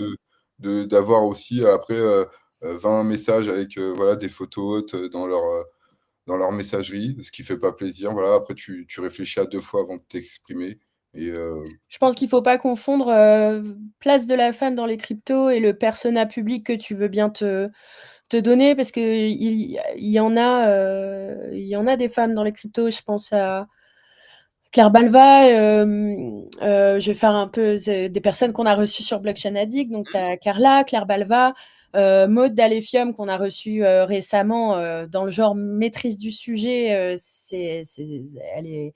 Elle est super chouette. C'est des gens qui, dans leur travail, font des présentations, etc., sur le sujet de manière très pointue. Tu as Chloé de Wiggle aussi, on peut penser à elle. Yann, Il y a quand même des femmes qui build. Et voilà, je trouve que des fois, on est un peu. Il y a un machisme qui existe, il est là, il n'est pas forcément propre aux crypto. Après, tout ce qui est orientation politique, etc., ça reste encore autre chose, mais il y a aussi la parole mise en avant par certains. Bon, enfin, je ne veux pas en faire une fatalité, mais je ne suis pas nécessairement d'accord avec le côté, en tout cas, écosystème misogyne. Il n'empêche, pour nuancer, j'ai des exemples où moi-même je me dis putain, je suis. Mais voilà, je trouve que des fois Mmh. on est un peu sévère. Je suis beaucoup plus inquiète par des récupérations politiques que je peux voir, etc. Au-delà des clichés que la place de la femme dans les cryptos. Ouais. Non, en tout cas, personnellement, je partage aussi, même en tant qu'homme, je me permets d'avoir un avis sur le sujet parce que je côtoie d'autres écosystèmes et en fait, j'ai pas le sentiment qu'il y a une surreprésentation du machisme ou même du racisme d'ailleurs dans le CTFR. Il y en a sans doute comme partout. Est-ce que pour autant il faut tomber dans la généralisation? Je ne le crois pas. En revanche, on peut être capable de dénoncer un acte qui lui est vraiment, véritablement sexiste sans pour autant généraliser en disant 80% du CTFR est ta ta ta ta ta. Déjà parce qu'il n'y a aucune donnée qui démontre ces chiffres-là. Et deuxièmement, je pense que ça ne sert pas l'écosystème. Je pense qu'il souffre déjà de pas mal de préjugés pour pas qu'on lui en ajoute qui sont en plus pas forcément pertinents. Petite question dans les commentaires, il a disparu Samy qui faisait les lives un peu techniques. Alors, moi, en tout cas, moi, je sais que il a décidé de prendre un petit peu de distance, notamment après les événements liés à la sécurité de l'écosystème crypto il y a quelques mois, enfin il y a quelques semaines. Donc ça, c'est une vérité. À côté de ça, nous l'avions reçu dans l'émission il y a quelques mois de cela pour qu'il nous parle de son initiative de gamification dont j'ai oublié le nom. Notre Guardians. Merci beaucoup. Voilà, donc ça, je crois qu'il continue. Voilà. Mais en tout cas, voilà ce que moi j'en sais, sans trahir aucun secret. C'est ça, hein. Tu l'as très bien dit. Il a décidé d'arrêter les lives et de se consacrer à notre Guardians, qui lui prend déjà un temps assez fou. Et il a fait des lives pendant 3 ans, il me semble. Donc voilà, une petite pause s'impose. Et pour l'instant, non, on ne le reverra pas sur des lives. C'est son choix. C'est ça, Monstro ou Monstre Zéro, pardon. En effet, c'est ça, formation de validateur. Alors, c'est pas tout à fait, c'est aussi du code pour notre Guardians, en effet. Et sur le JDC, il est plus opérationnel, mais depuis maintenant plusieurs années. Il a fait peut-être 1 ou 2 lives l'année dernière. Et puis voilà. On travaille autrement sur notre chaîne YouTube. Ok, excellent. Qu'est-ce que je voulais vous dire? Alors, dernière partie de l'émission, il nous reste à peu près 10 minutes et j'aimerais qu'on parle justement de Blockchain Addict. Alors, parlez-moi un petit peu de la genèse de ce projet. Et tu as dit en début d'émission que cette initiative avait eu plusieurs vies assez rapidement. Voilà, est-ce que Antoine ou Magali, peu importe, pouvez revenir assez rapidement, bien sûr, parce qu'après, on essaiera de rentrer un peu dans le détail, sur la genèse et ses différentes vies qu'a connues la chaîne Blockchain Addict. D'ailleurs, vous trouvez évidemment les liens en description de la vidéo. Ça va être mon tour, Magali. Alors, Blockchain Addict, la première vie, ça a commencé. J'ai toujours été passionné pour avoir un petit site internet, pour essayer d'éduquer et de partager ce que j'apprenais. Il y a eu un premier site qui est parti vraiment full crypto, où j'expliquais les blockchains, je faisais des petits articles. Magali était encore dans la restauration à cette époque-là. Et puis un jour, j'étais tout seul, ça aussi, il y avait personne d'autre. Et un jour, j'ai retrouvé le site internet hacké, il était complètement en turc. Donc ça m'a fait un drôle d'effet. Évidemment, je faisais pas de sauvegarde. Et j'ai décidé de ne pas le renouveler. Ça, c'était la première vie. Il n'y avait eu qu'une interview, il me semble. Je crois que c'était Asher qui était venu. Mais c'était au tout début de Just Mining. Et c'était ma seule vidéo que j'avais fait. Après, on a décidé de relancer Blockchain Addict sur la deuxième vie, qui était sur le Play to Earn, où on s'est rapproché du milieu de Axie Infinity, où on a reçu en interview tous ceux qui...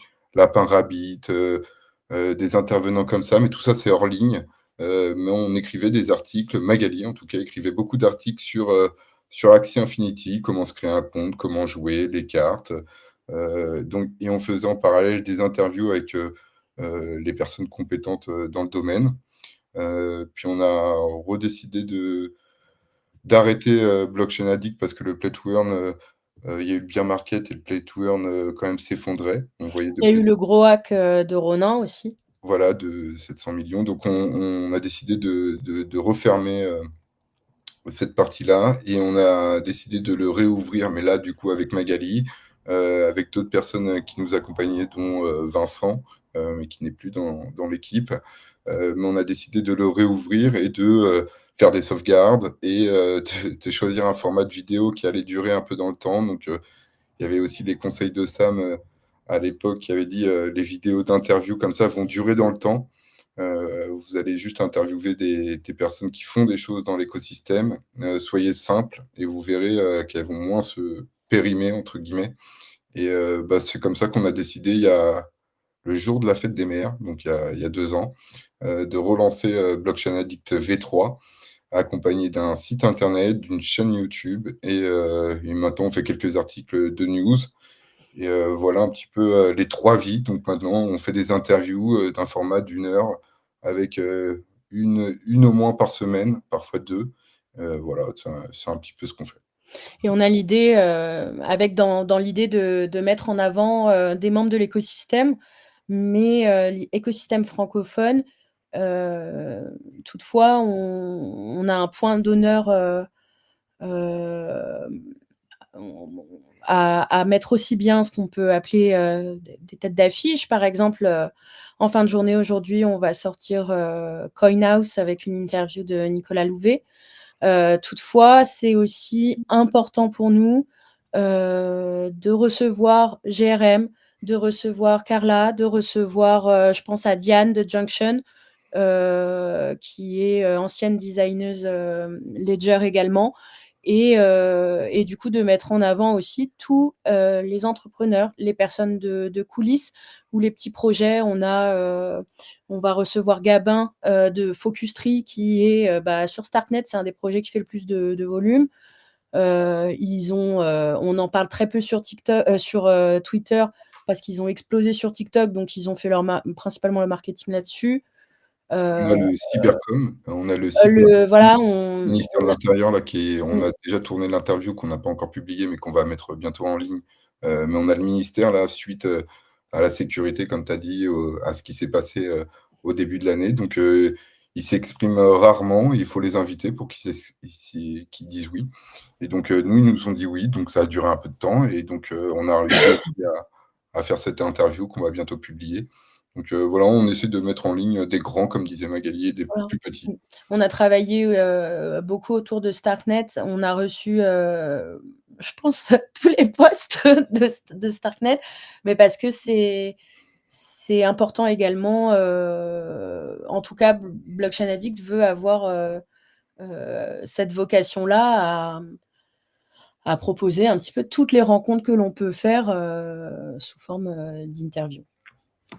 Très clair. Alors, comment vous choisissez justement vos invités? Est-ce que c'est essentiellement des personnes qui vous sollicitent pour passer dans l'émission ou est-ce que vous avez un pool de personnes que vous aimeriez inviter? Et puis, dernière question, parce que le temps file et il faut qu'on ferme. On pourrait passer évidemment 1 heure de plus, mais voilà. Et comment vous préparez les interviews? Et surtout, moi, je fais des interviews seul. J'ai essayé les interviews à 2, à 3 et tout ça. Et en fait, je peux pas, c'est pas possible. J'arrive pas. Et vous, effectivement, j'ai assisté à une de vos interviews. Vous m'avez offert votre micro, mais j'ai évidemment regardé plusieurs de vos émissions. Comment vous partagez un peu les rôles? Et ce sera la dernière question. Je suis désolé. Tu commences, Magali? Non, c'est moi. Alors, est-ce qu'on prépare les interviews? On boucle la boucle, comme je le disais un peu en début de notre interview. Je reste full opérationnel, journal du coin. Donc, de mon côté, est-ce que je prépare les interviews? Ça va dépendre de où j'en suis dans ma semaine. Il est fréquent que ce soit Antoine qui fasse tout et j'arrive comme une fleur pour faire l'interview. Voilà. Et c'est des fois une des frustrations de mes journées. J'aimerais bien qu'elle fasse 48 heures. À l'inverse, lorsque ce sont des sujets que je sais d'avance que je vais maîtriser ou des choses un peu plus techniques, régulation, etc., je vais essayer de prendre le lead et de préparer les interviews à l'avance. Voilà, je te laisse compléter, Antoine. Et en ce qui concerne les contacts, on a en effet un Pokédex. Et puis sinon, c'est énormément. On en rejoint aussi ce Ce que j'avais dit d'Antoine, c'est énormément Antoine, tout ce travail-là, avec le bagou qu'il a, le fait il fait les events crypto depuis des années maintenant. Donc, il a tout un réseau assez efficace. Et moi, pour compléter, oui, on prépare, mais comme tu as dit tout à l'heure, avec l'IA, c'est beaucoup plus facile. Avec Grok, il suffit de Aussi. donner le nom de la personne qui va quand même te proposer une liste de questions. Après, tu la retravailles, mais c'est quand même, ça te mâche le travail. Moi, c'est vraiment difficile parfois les CEO à leur prendre 1 heure de temps. Donc, c'est vrai que parfois, ça peut être très compliqué avec certains, où tu dois passer par d'autres contacts. Mais à la fin, ils sont quand même joignables sur Telegram, sur LinkedIn. Tu arrives quand même. Voilà, faut pousser un petit peu, faut se faire connaître, mais tout le monde est accessible, ou sinon tu vas les rencontrer directement dans des events. T'essayes en tout cas, et après si tu tentes pas, c'est sûr que tu n'y arriveras pas, mais voilà, faut tenter. Et c'est vrai qu'après je fais beaucoup. À chaque fois, on impose voilà l'horaire, on propose des dates, et souvent ils s'adaptent aussi, donc ils jouent le jeu. Après, on s'occupe de tout, de la vignette, on leur envoie quand même avant publication. Donc oui, on fait quand même un gros travail, ça prend du temps de proposer des interviews comme ça, mais nous, on le fait aussi par passion. Et moi, je préfère avoir un vrai entretien avec une personne avec qui je m'intéresse au projet. Je sais que ça me fait en off, au moins j'ai un lien direct avec cette personne si un jour j'ai un contact. Donc pour moi, c'est bénéfique, et j'aime repartager un petit peu, et on reste sur des interviews classiques pour continuer. C'est du parcours au projet, à qu'est-ce qu'il propose, avec une petite question sur les ressources. C'est toujours dans un format, alors peut-être certains diront un peu trop simple, mais voilà, c'est ce nous, on se sent à l'aise d'en faire ça, donc on reste sur cette ligne. Voilà GRM. C'est très clair, les amis. En tout cas, je suis très heureux d'avoir passé ce moment avec vous. Merci GRM. Et Nous puis, aussi. vraiment, ça me fait très plaisir. Je ne sais pas pourquoi on ne l'a pas fait avant, mais comme quoi, tu sais, parfois, il suffit juste d'y penser. Et en tout cas, je vais vous souhaiter à vous deux, vraiment, chacun dans vos activités respectives, mais aussi celles qui vous rassemblent, de la réussite, parce que voilà, vous êtes des personnes entières, vous êtes des personnes généreuses. Vous produisez un contenu qui, de mon point de vue, je pense en tout cas, est sous-coté. Mais ça, c'est le jeu des algorithmes. On aurait pu en parler, évidemment. C'est vrai que parfois, quand on fait… C'est un jeu que Blockchain… Je te coupe, excuse-moi. C'est un jeu que Blockchain Addict refuse de faire également, dans l'idée de ne pas nécessairement être ma propre concurrence.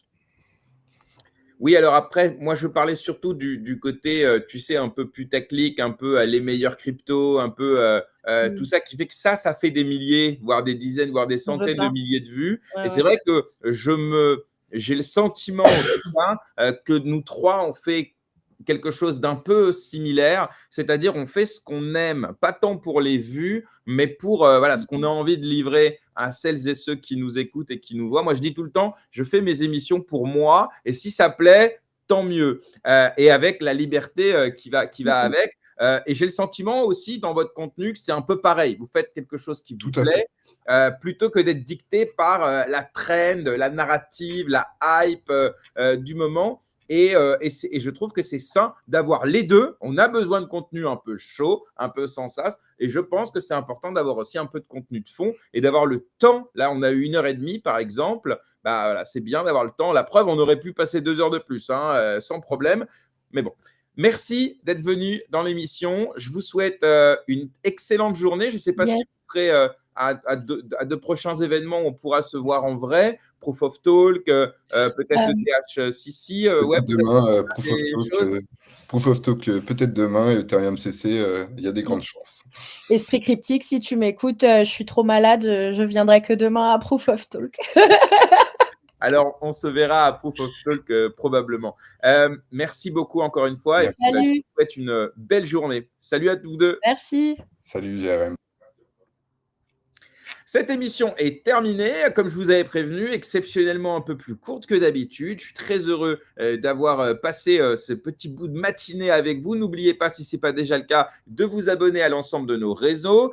Souvenez-vous également que l'émission est disponible en replay sur les plateformes de podcast, pas avant ce soir, je pense, puisque là, je dois filer. Je vous donne rendez-vous demain matin pour un numéro en anglais, en direct sur Twitter, YouTube et Twitch, dédié à l'écosystème Multiversix qui vient de sortir un nouvel outil de génération de code Web3. On en parlait dans l'émission juste avant. Et avec un certain nombre de builders, on va venir challenger un petit peu le lancement, les fonctionnalités et le potentiel. Et puis, on se retrouve vendredi matin pour un numéro en direct en français. Je serai avec Joey Star pendant 1h30 et on va parler de toutes les trends du moment. Donc, Pump.fun, Plasma, Launchcoin. Bref, j'ai du boulot parce que je connais rien à tout ça, mais ça va être passionnant. Je vous souhaite à tous et toutes une excellente journée et je vous dis à très bientôt. Salut à tous.